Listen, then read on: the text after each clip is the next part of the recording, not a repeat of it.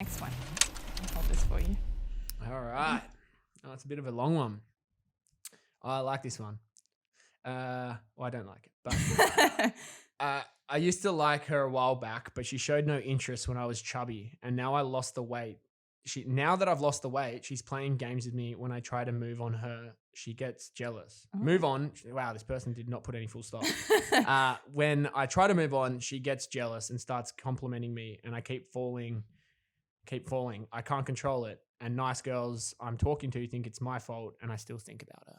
Oh, it's not your fault. It's not your fault, mate. It's not your fault, and don't you stress about her. I've got one of my friends who was very similar at school, a bit chubby, and now he is an absolute rig. And if I'm really honest, like, this is my own personal feeling. Yeah. I feel like I kind of wish I was chubby.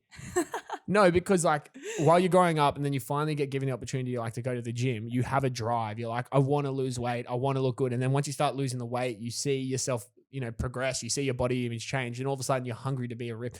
I've always been skinny.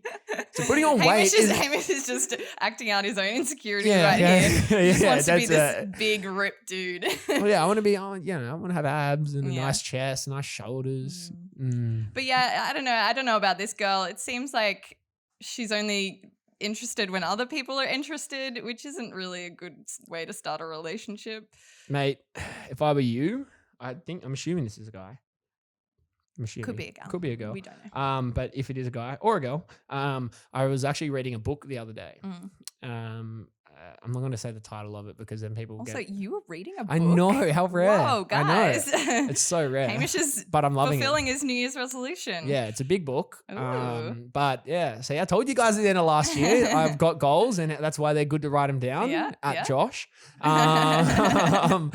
So, and one of the books, it just goes through history, and it's called the 48 Laws of Power, and it just talks about how throughout history, like these principles of power kind of replayed themselves over and over again. It just like gives examples of it, and it talks about one of the things is never let people know your true intentions, right? And then there was a story about this guy, and he. What is it again? No,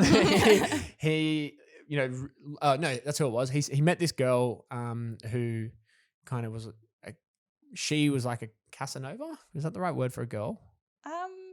I thought a Casanova was a male thing, but well, she was like very good with wooing blokes. Anyway, and this guy approached her because he liked this girl, and this other girl had no interest in him whatsoever. And so what he started doing was, he approached her and was like, "Hey, look, I just want to be friends with you." Rah rah rah. Showed interest in her sort of stuff, but never progressed it. Never let her know his true intentions was to actually woo her. Playing the long game. Is what you're to telling woo her. us. So then he started, inviting her places, but then he'd bring some, other girls along, and she started to get jealous. And then eventually he tried to make a move, but it was too early. And then that's when she found out his true intentions. So she dropped him, and he never got her. So my advice for you with this one is if you want to try and get her back, but I'm also a big believer you should never play mind games. You should only worry about yourself. Yeah, I was going to say, this all sounds like games to me, Hamish. But move on. Start hanging out with other girls. Do it in front of her. And just play the long game. Play the long game. You'll get her in a couple of years. This is the kind of quality advice you get on this podcast, guys.